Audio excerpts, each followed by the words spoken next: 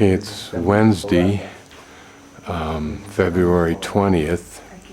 We're in Cusco, Peru, and it's about almost 10 minutes to 9, I think. And we're looking at the moon because this will be the lunar eclipse by the Earth's shadow.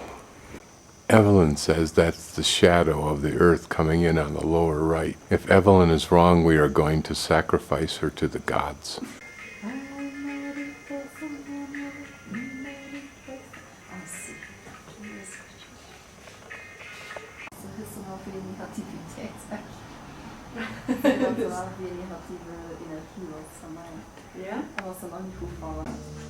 Okay, here I've switched the camera to the moon and sunset in the hopes that it will somehow make it better.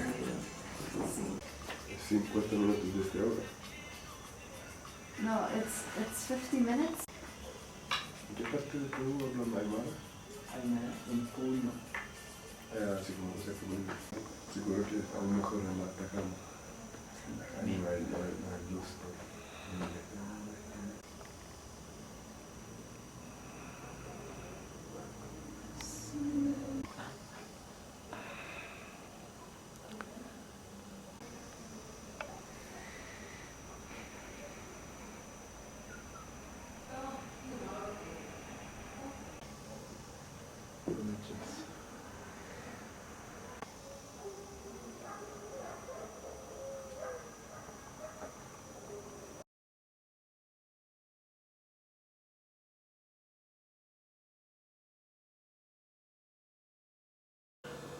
This is an interpretive map that is found on the site about right here. I entered Sacsayhuaman, pronounced Saqsaywaman for we gringos who probably can't pronounce Sacsayhuaman. I entered from Cusco, which is over here, along a trail over to this area.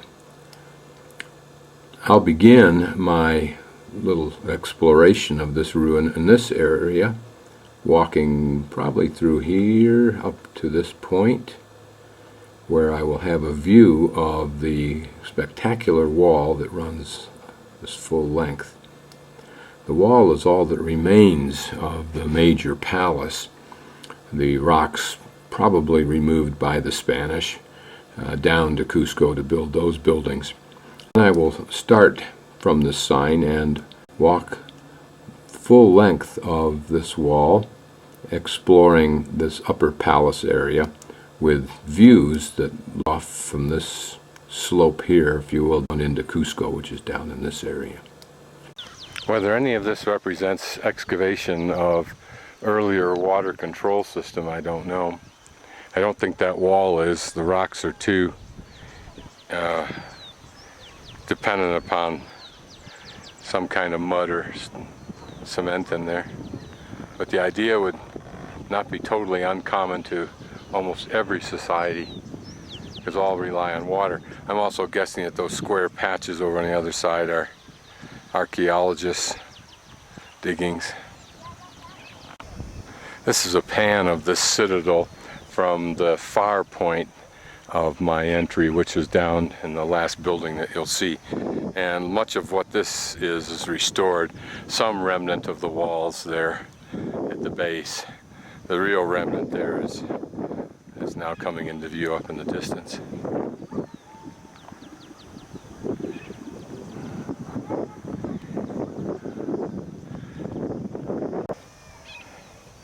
This is another excavated site. I'm guessing those stairs are made out of cement over there, but this may be an attempt to find out what kind of outlying community there was. Again, that wall there, the bottom of that wall seems to be earlier stone laid in fairly nicely. The balance seems new. Here's a natural walkway up the hill through these rocks, but over here is not cement work. This appears to have been cut quite nicely out of the stone. What it was used for, I don't know. There it looks like a niche cut into the stone.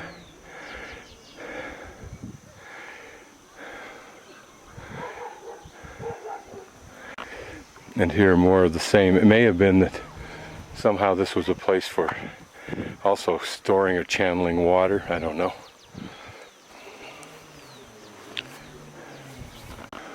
This and another kind of a eroded out pathway, if you will, in the rock are more obviously very carefully carved niches.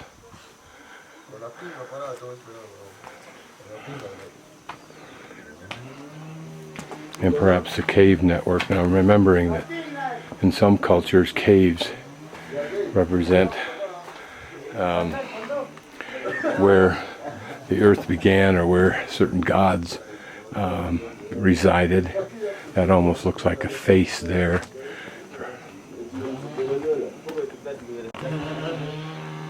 Could these have stored water? Don't know. Certainly is a differentiation in color right there, which might have indicate a long-term cistern use. And this niche is opposed by a niche there, but also this carved out area here, which could have been used as platforms to hold other rocks to make a dam out of this area. Now I'm up above that area and you can see that these are channels here.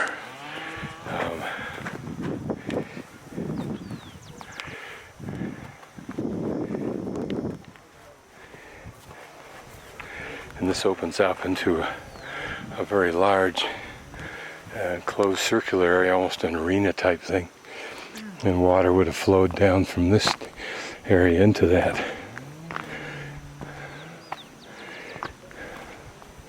And notice the circular design of this. Buildings. Not hard to imagine if you're able to work stone in its free form, why not work it while it's in place?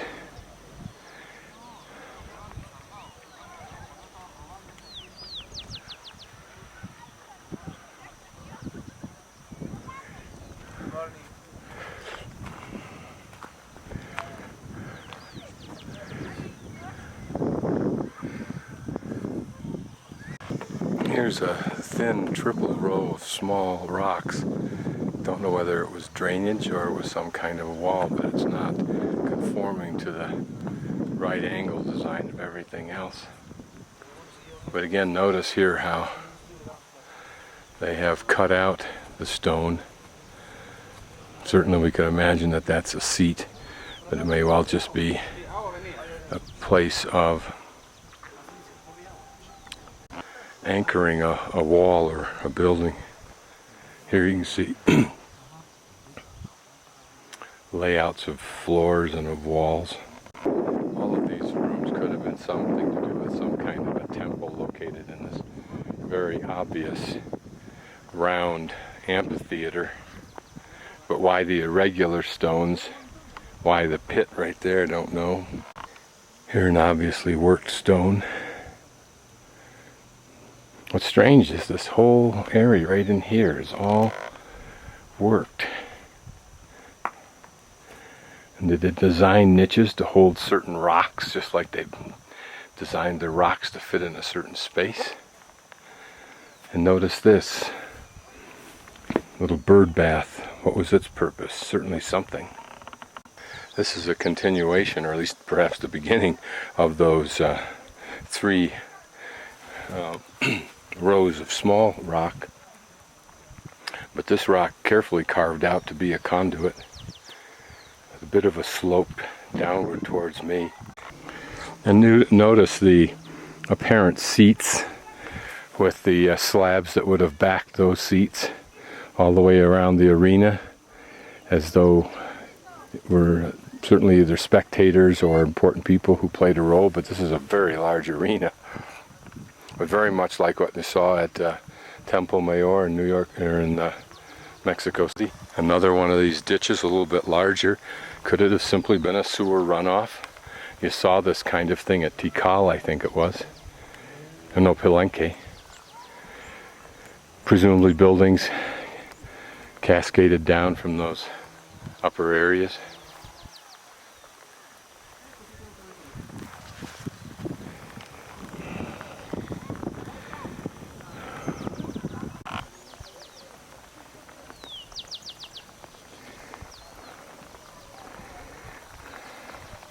Apparently got here at the end of a period of nice weather.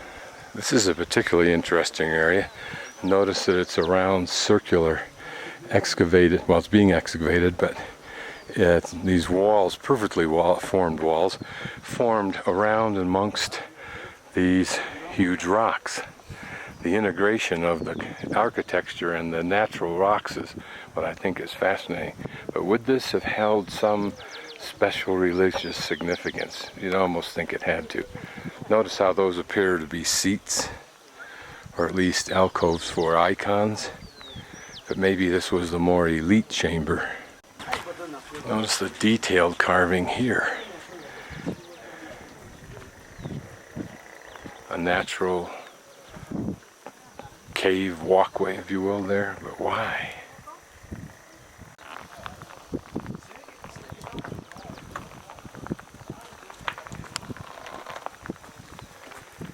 You can even see here where they did it, and then the rock cracked, and the elevation of the rock on the right slightly higher than the left. I'm guessing that this was made by glaciers, and then through some very radical and profound movement of the earth, it became flat. I do find, I've never seen in my travels in my life this pronounced wearing away, if you will, on what looks to be hard rock. Hopefully the camera can pick up the depth of these grooves. I'd say they're probably 15 feet across, peak to peak at least, and probably 3 to 4 feet deep in places.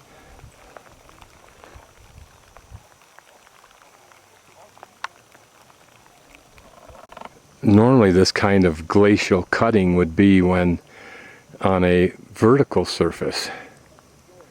But again, I've never seen this kind of depth. That must be 6 feet in depth right there. Here, almost at the top, and I'm standing on a spot that overlooks, again, another little walkway that you can see has been carved out there to a perfectly vertical wall. But you can see this being heavily worked.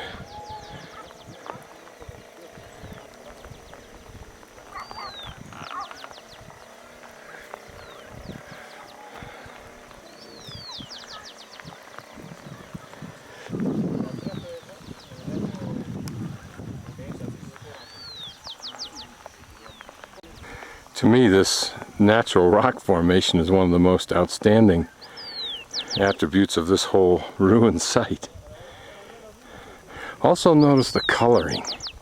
Now that almost looks like it could have a human base here in the center, and I'll go in closer to look at it.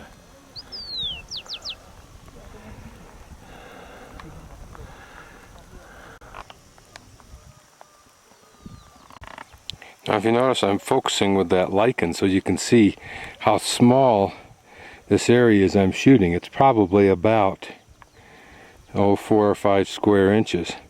But each of those lines is in fact a little ridge that you can feel with your fingernail. You know, indicating, for example, that a rock was in that position and coursed along that area, carving that little edge. If this were carved on a temple, you'd believe it.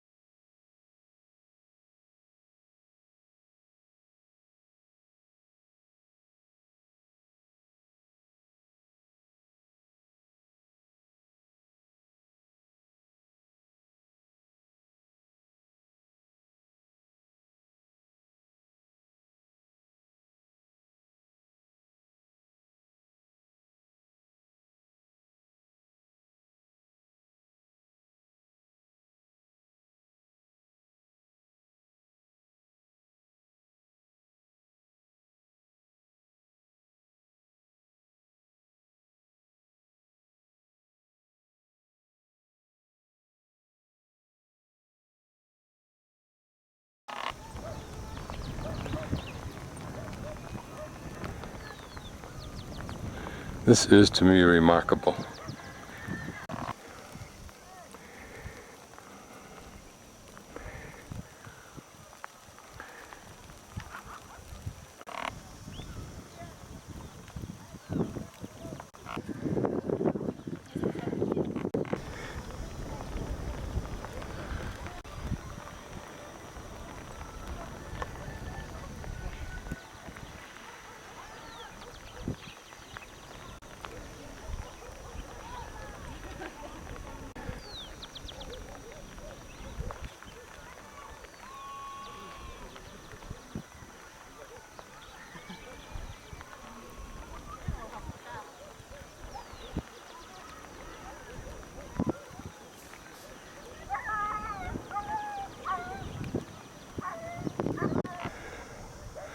I'm standing now on top of this hill, overlooking this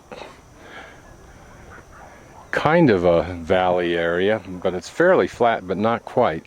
Overlooking the second hill, which seems to have a far greater investment in actual movement of rock, and therefore it's working to make those walls. I don't know whether that area there was first or second, and whether the walls were designed to represent the rock that's primarily used on this side to meld architecture into. And notice the extensive excavation going on up above.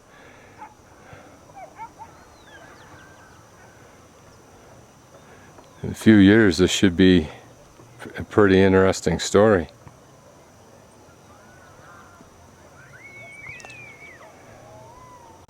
Now notice I'm on a very pronounced outcropping of that, what I'm going to call a lava carved, or you notice that I'm on another glacial carved surface, what I'm calling glacially carved, but notice the work here.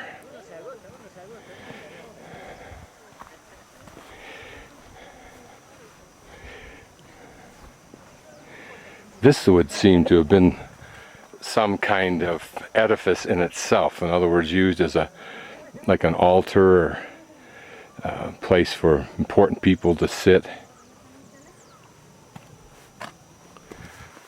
When I'll get down, you can get a look at how flat, like that top part. Look how flat that is. Now the next one below, it's a little bit not so flat. But look how flat this is.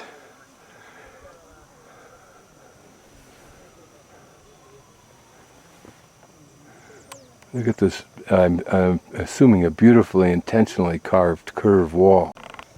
Now notice this riser. I'll move slightly to the left so you can see how flat this is. Isn't that amazing? Notice the top step, a little bit higher than all the rest, but notice how it drops down maybe 1.5 inches. It varies. There may be 3 inches. There may be 4, there may be 5. So there's a certain apparent logic, but then at the end the distance of the riser is less again. Off to my left, more excavations, better indication of what this outcropping is that I'm standing on. Notice that was a platform of some sort, a plaza. Notice how it terraces down. So much to excavate. Whole career for people, to say the least. But notice from here, this very pronounced viewpoint, both looking over to that area and for that area to look over here, seems to be an easy place to suggest a focal point of their religion. If the Sun Temple had its height to give it impressiveness, perhaps this site performs the same function. On the other hand, where those people are standing up there could have done the same. Maybe it did, like the Sun Temple and the Moon Temple at Teotihuacan. Notice this nearby rock, a little channel carved out with a hole that goes through the other side. Notice that along the halfway down the side it's carved out to perhaps accommodate another large stone. And notice here a trough carved out to enter that hole. Could this have been a sacrificial place? I picked the most gruesome subject to assume.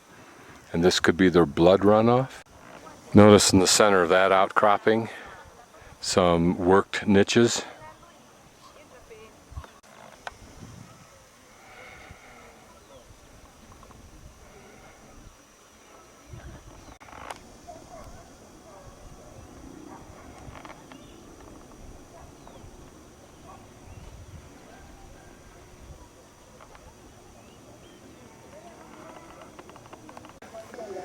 Notice how subsequent movement of the earth has fractured these structures and making natural, if you think about it, pathways into the earth or through the earth.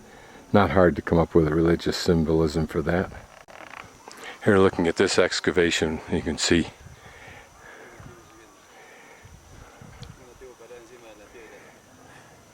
how this was some kind of a structure. I think if I had it to do over again and wasn't so interested in making money, I would have been an archaeologist. And again, notice the almost direct allusion to the temples that were man-built, to this terracing of the sides of this hill. And notice also somewhat of an allusion to the two levels for each wall or each terrace. In this instance, the sloped portion or the talus portion in the Teotihuacan is on the top, and then the bottom part is the flat vertical. But it almost looks like it was designed to be a seat also, although not so on the one below. On the other hand, I could be looking at the remnant, and in fact, it could be like this wall to the left, which does look original, and that was that all the walls went vertically straight up, maybe at a slight inward angle. And see here, you can see again that this is an original wall. I don't know if this is an original stairway or not, but it certainly typifies what you have to walk up in many parts of Cusco.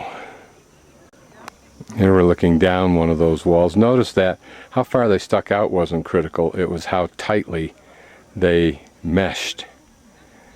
And notice this rock that's been worked with a slight curve on all sides, almost making it one that looks like it would be designed to fit into an arch, which it may have been. Again, it's easy to see the connection, the illusion, whatever word you want to use, between the temples that were built by people in total, like the pyramids, and this unique outcropping. Even more unique down here, where you could almost think of them as the skulls or the muscles of humans or gods. But notice how the construction has gone up into the rock system.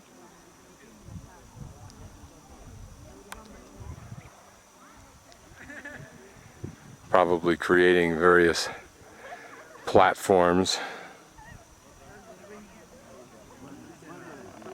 This will be the first of several shots I'll make of rocks, just because I'm so amazed at how they're carved out. Notice the various angles. Notice the tremendous effort that went in just to create that little slice over on the upper right hand corner. And notice this. It's almost as though there was a respect for the inherent rough form of the rock, but then it was required to be tailored to fit into the greater good of the wall. This is obviously my philosophy. Okay, here you can see what I'm talking about when I look at those niches and think of them as anchoring in a wall, because here it looks like a wall is anchored into the rock in that manner, and then there are niches up to the left anticipating more of an original wall. I can't tell from here whether that's a natural fracture or a purposeful cut in that rock face. And here's a good example of how the wall was probably built first and then backed by rock to create the platforms. Notice in this rock in the middle bottom that protrusion. Again, apparently protrusions of natural nature were fine, as well as indentations. This view again raises the phenomenal question of how did they move rocks of this dimension? And notice that it sits on smaller rocks underneath, which kind of suggests that it had to be rolled over so you could at least get at the bottom, and then rolled back onto these rocks. And how were these rocks formed?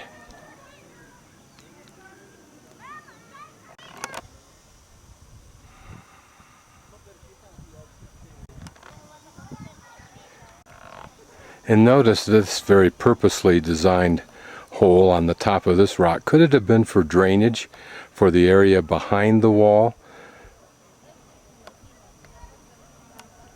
Same way we do with modern outcrops that highways cut through.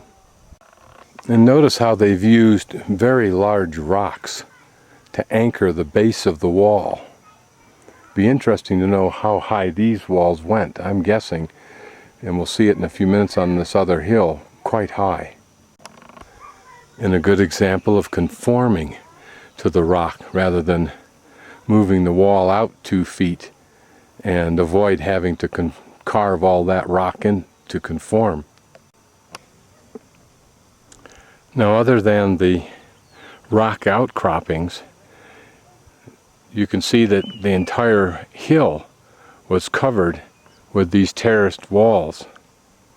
It's not hard to imagine, absent that rock outcropping, that if we were to look at this, we could easily think that it was a man-made pyramid. Notice here all of the archaeological excavation. I think that's great.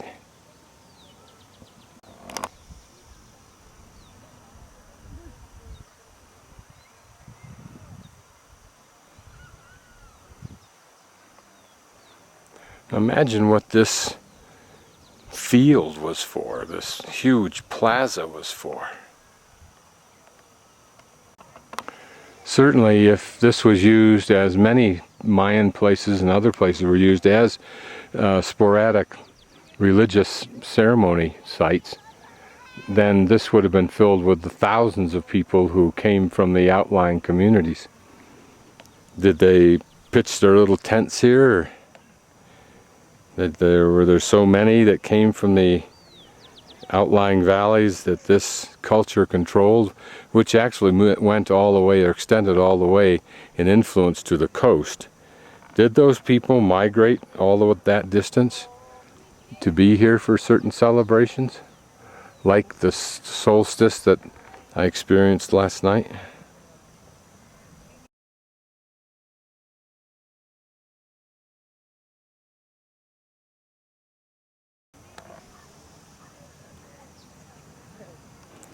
And if you look closely, you can see in the front that this stone was dressed also with some kind of a design element. I don't know what these holes represent, unless, because they're fairly irregular, unless they were devices that were part of the process of splitting this. For example, carve out those little niches, stick in very, very dry wood, pound it in tight, and then soak this thing in water until the wood absorbed the water and split the rock. As you can see, the back here is very irregular. Okay, number 5 is where I was looking at the rocks. The rocks, special rocks, would have been off on the upper left of 5. I'm standing down about where that plus sign is at the bottom, information sign, and the large wall of rocks on what I call the second hill is number 1 on the right. Now notice the remnants of this wall, again cascading down the hill towards Cusco. And notice how this rock is carved to make the corner, as is the one beneath it. But the one beneath it is left out a ways in dimension. Again, here we can be impressed by the incredible size of the stones and how precisely they fit together. Now, I work with stuff like wood, using saws and chisels and so forth. And it's a bear when I can hold the pieces in my hand, position them, mark them with the tools we have, and then cut them, put them back up quickly, take them back down quickly, and keep working on it. But how do you move something that may weigh 2 or 3 tons in order to kind of see if it fits and check it out? What strategies did they use? Notice also, and I'll focus tighter, how with these big stones, they want you to know that these are big stones mixed, not just one solid wall.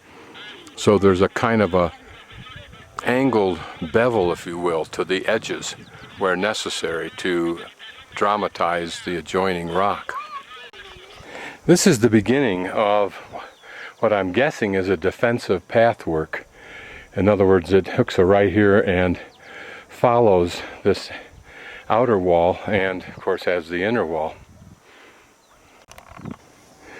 Notice the curves for the corners. But one of the things to notice is that this commitment to build this is a major commitment of resources for the building of all this extra rock. In other words, if you didn't have this and you just had this wall come up and then this next wall over here, which is actually 1, 2, 3 walls away from it, and you built it up there for your next terrace.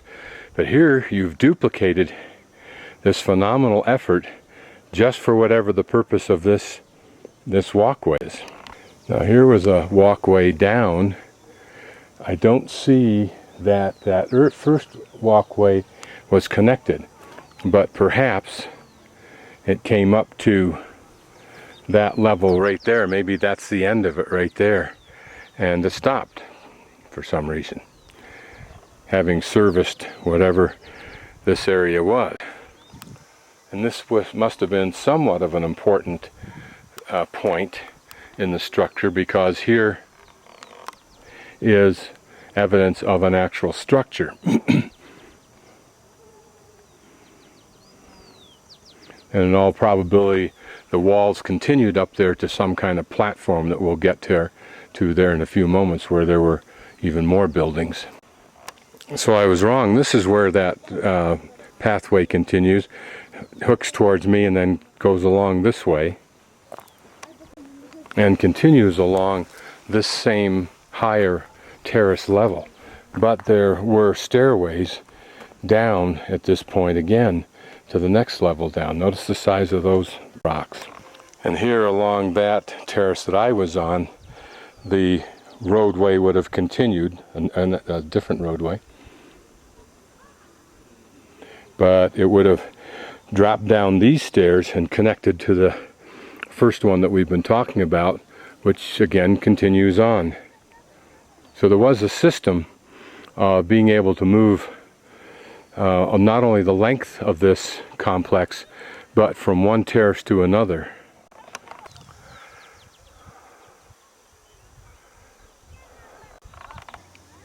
Here you can get a little bit of an idea of the height of these walls. Even the rocks that we see just about in the center, that wall that has some white on it, still doesn't represent the height of that wall.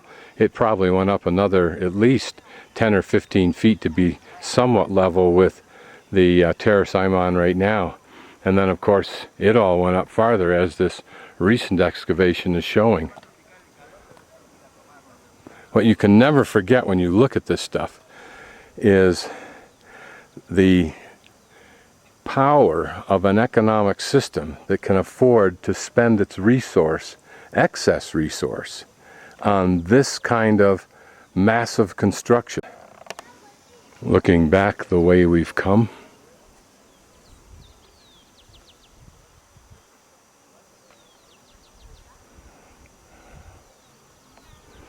and looking at the tremendous investment and the incredible capabilities they had to work with the stone and do what they did in making these walls, I believe will make my first impression of Machu Picchu, while spectacular, somewhat diminished, knowing that the skills were already in place. By analogy, imagine the beautiful, incredibly expensive top of the skyscraper apartment with a natural rock waterfall in it. And imagine how this mix of man-made structure and the natural forms would have had an even more spectacular presence to it. More excavation being done here to this area, but you can see that this would have probably been some kind of a plaza, or part of it was, and the rest with perhaps structures. I've seen examples of gateways like that one with the lintel on top, and they, while impressive, and you kind of could figure out how they got a big slab up on top, I'm still in awe of how they could work these stones with different designs without being able to flip them around.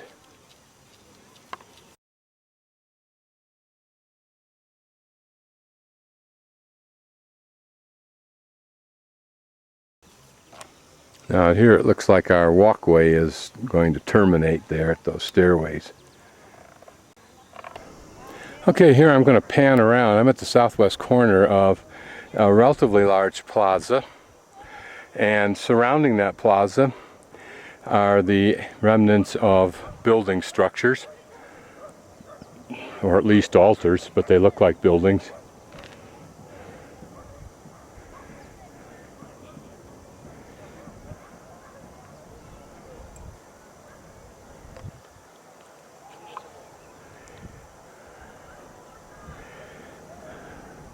And a great deal of excavation has been done on the downhill side, which overlooks Cusco.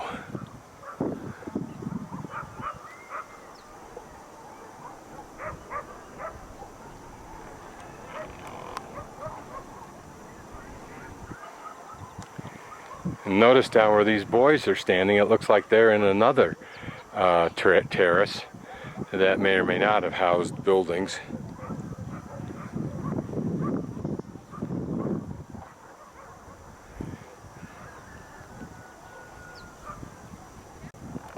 Notice these two rocks, obviously for some kind of water runoff.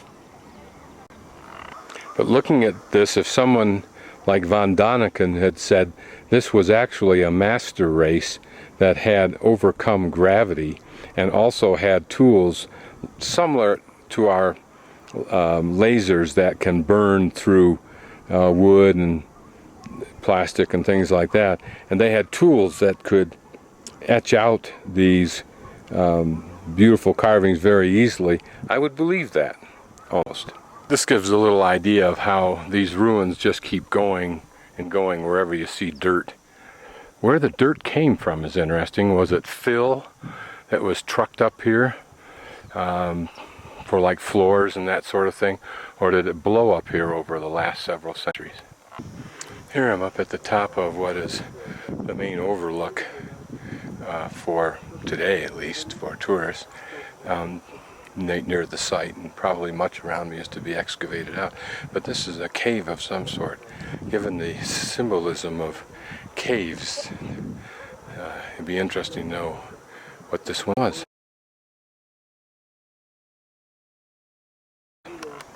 This is the town square, Plaza de Armas of Cusco.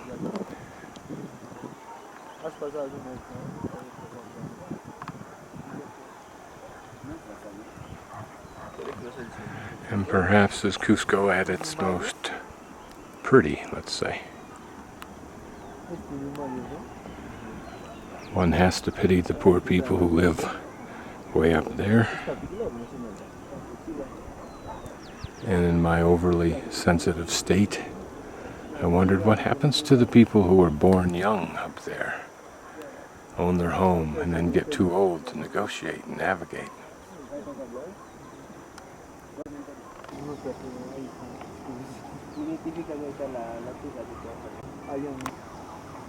Entonces que respeten mis huesos, ¿sí? Por celos a matar, ¿no? ¿Qué? Para ti. There is Cusco Airport, and coming in is kind of an exciting ride because the pilot has to do some pretty trick fighter piloting to come in to drop down from those mountains into that valley.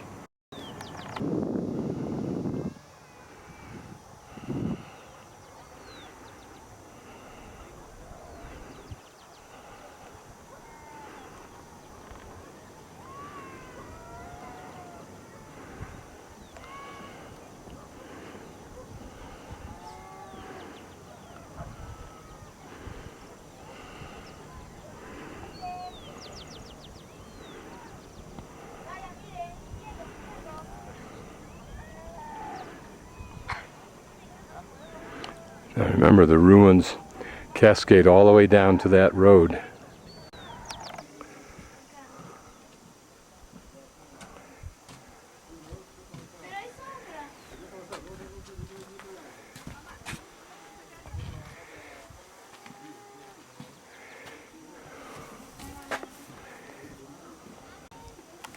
And this is the end of the pathway that we had kind of followed.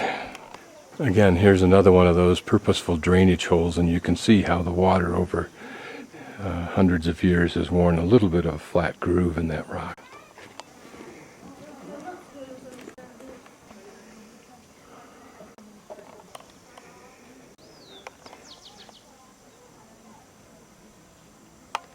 Now I'm videoing this because it represents a purposeful inside corner.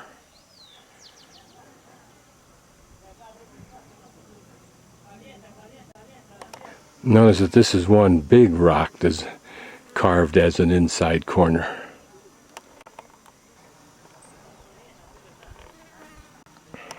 Now here you can see the effects of downslope movement of the rocks. I just think the complexity of carving this curved outside corner with the bevel on such a huge rock that had to sit precisely in the same way on another fairly large rock. Which came first, the chicken or the egg? Now here we can see movement of these rocks, but I want to get in there a little bit tighter so you can see that the flat surfaces that mesh the sides are themselves go back quite a ways flat. In other words, it would have been easier just to bring them roughly to that edge and then make the edge flat, and they would have a gap in the, behind what the viewer could see, but they didn't do that. This is a very interesting structure because it's so steep. Stairways to the side, stairways to the other side, and then this wider stairway that comes up directly onto a terrace, and at the same time is right here where there's another entrance. But this is too peculiar, too precise, too labor intensive to not have had somewhat of a profound purpose. And look at the size of the rock. Now, could this have been an existing rock here in which this was worked so that the faces, that top face and then these vertical faces were made? Could they have carved through this hallway, in other words? Okay, now here's a fallen rock that we can look at closely. Notice the bevel right here, so this would have been the outside visible part.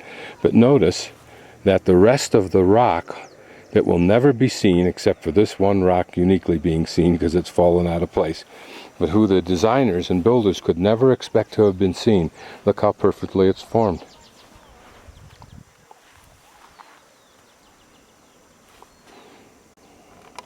So certainly this represents a colossal commitment to the philosophy of quality. Again, another close-up look at an inside corner rock. Now what I'm noticing here as I pan is that the face wall was never intended to be a straight wall or a long curved wall, but it was intended to be indented. Exactly why, I don't know. Was it because it simulated a natural mountain? Did it make it more defensible?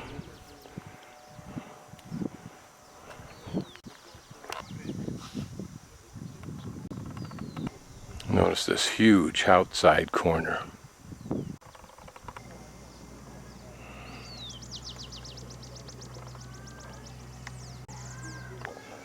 This rock is interesting for the obvious reason, those large, almost foot diameter holes.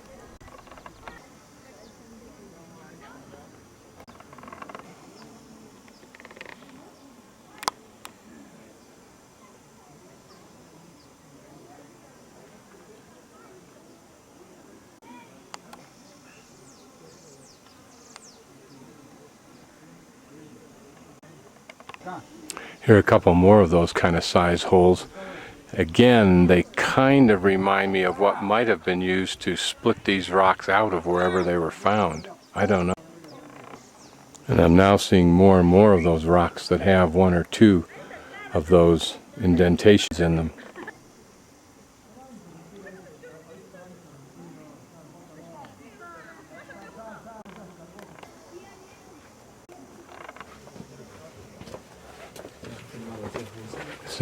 Similar to the one we saw earlier down the way. It may be that the sides were not used for anything. They were just a decorative element. While a somewhat different design, still there are similarities. Two sides are very, very steep. One is an obvious stairway, and then either one big stone with the hallway cut through it, or two stones brought in. Notice the angular dressing on the one to the left. And this is also right near a set of an entryway up into the next level of terracing. I don't yet know how long this complex was occupied as a culture,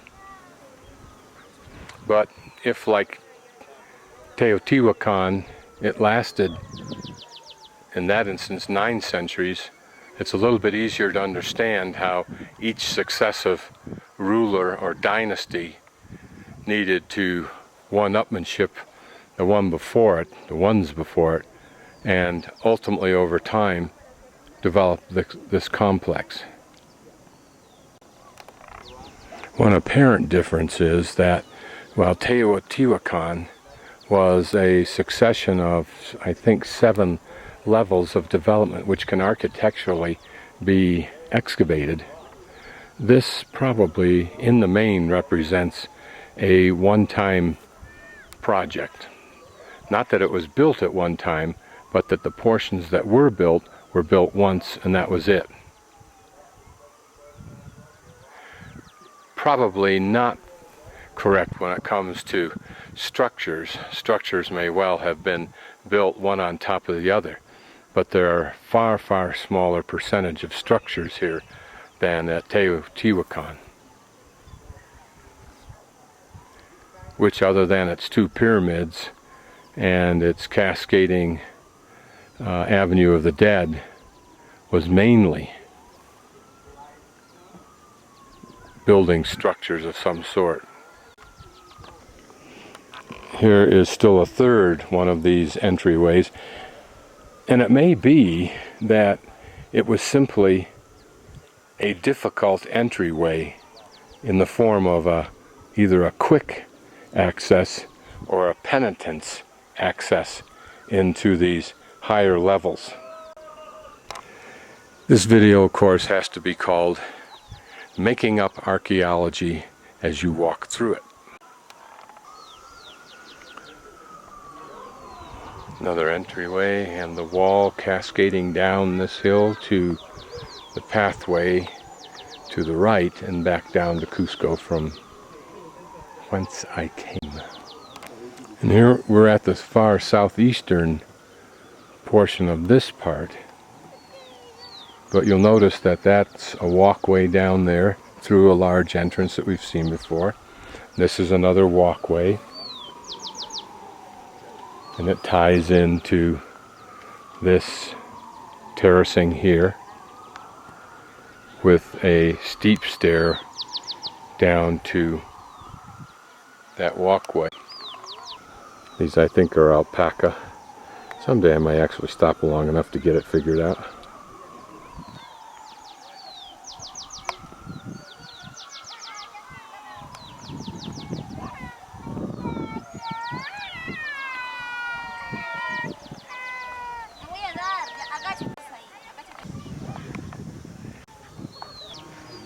Here's one example of how close these stones are dressed. This is the old pathway down, or up. I thought I'd take just for the fun of it. This is the new one. My guess is the reason they would abandon this is perhaps because they let it get so run down that might just as well build a new one. Or they abandoned it because it was so prone to erosion off this hillside. And notice, we're still talking even as I walk down the hill, those existing ruins cascading down the side of this mountain. But that this old road would give protection to a new road, and it would last much longer than the old one had. Of course, this could be the most obvious reason, these incredibly steep walkway here and the stairs all the way down. You can see that the next bunch of stairs is on an even steeper plane. Somewhat like these modern stones.